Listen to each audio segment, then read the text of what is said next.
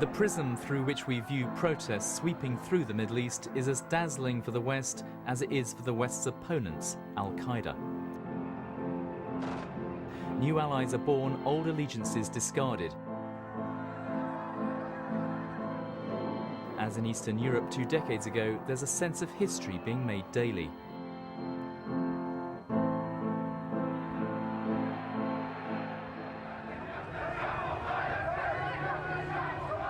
And today it was Syria's turn, with protest movements gathering pace in the city of Dara, south of the capital Damascus. We can't verify this amateur footage, but it appears to show bloody confrontations with people protesting against the rule of President Assad. Amnesty International said today that government forces have fired on protesters, and at least 55 people have died since the protests began a week ago. He does have a strong secret police, a secret state. Is that going to be too strong for the protesters? It is strong, but it doesn't mean it will not decay. The police in Egypt was, of course, more stronger than in Syria. 1.5 million in the state security police, and it vanished the second or third day because the revolution in Egypt was greater in many cities and in many squares.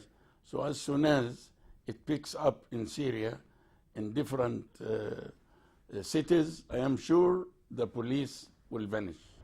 If this latest unrest in Syria was ever to turn into regime change, then there would be profound repercussions right across the Middle East. There's already been massive upheaval: the popular revolution in Egypt, the protest movements in Yemen, and now the military action in Libya. Events are moving so rapidly now that it's extremely difficult for the Foreign Office and for the Secret Intelligence Service MI6 to keep up with where Britain's best interests lie.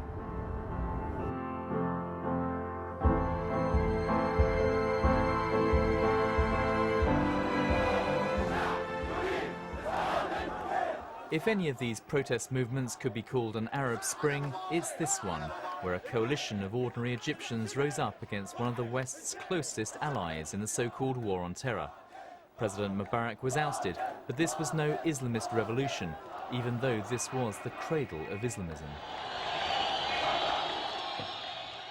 It's the ideology of this man, Sayyid Qutb, which laid the foundations for Al-Qaeda.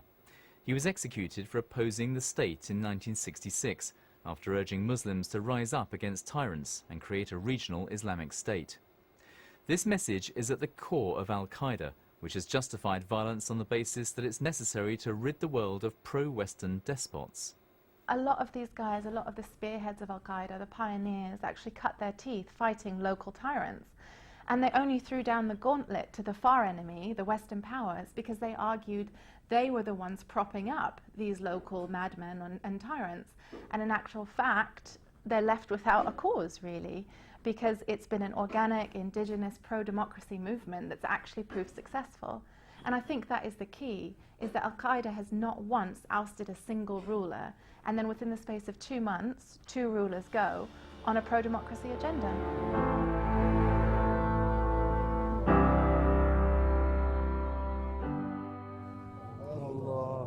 So what of Libya, where the rebels have support from Islamists who fought Gaddafi for years?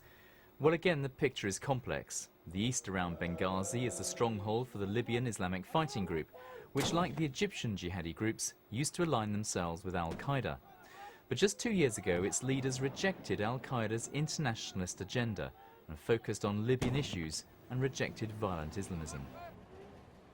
Al-Qaeda in Libya is not very big organization, and the people of Libya, they don't like that system or that work of Al-Qaeda. They like wasati or medium or middle way or moderate Islam.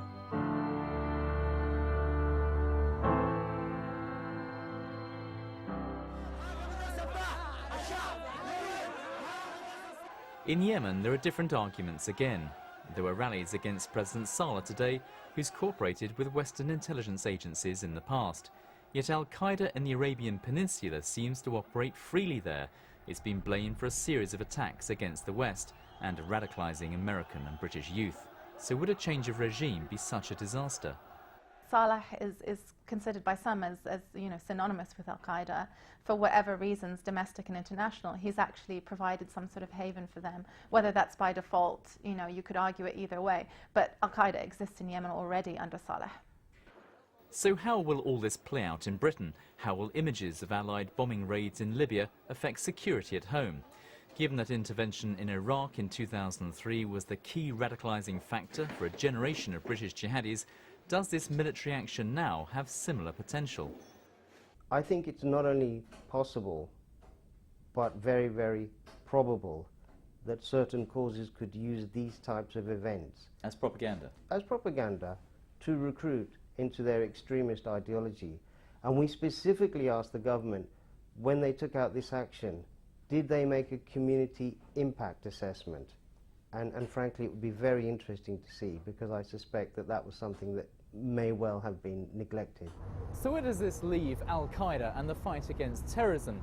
Well, intelligence sources have indicated, of course, they're looking at this very closely, but it's too early to call. But here are the main arguments.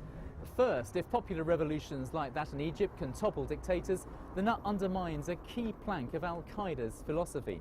Second, power vacuums are inherently unstable and may allow the rise of Islamist movements in countries like Syria and Egypt and the Yemen. But that's a very different thing from allowing Al-Qaeda back in. So the key question is whether these Islamist movements will be national in focus or pan-national, which is what Al-Qaeda would want.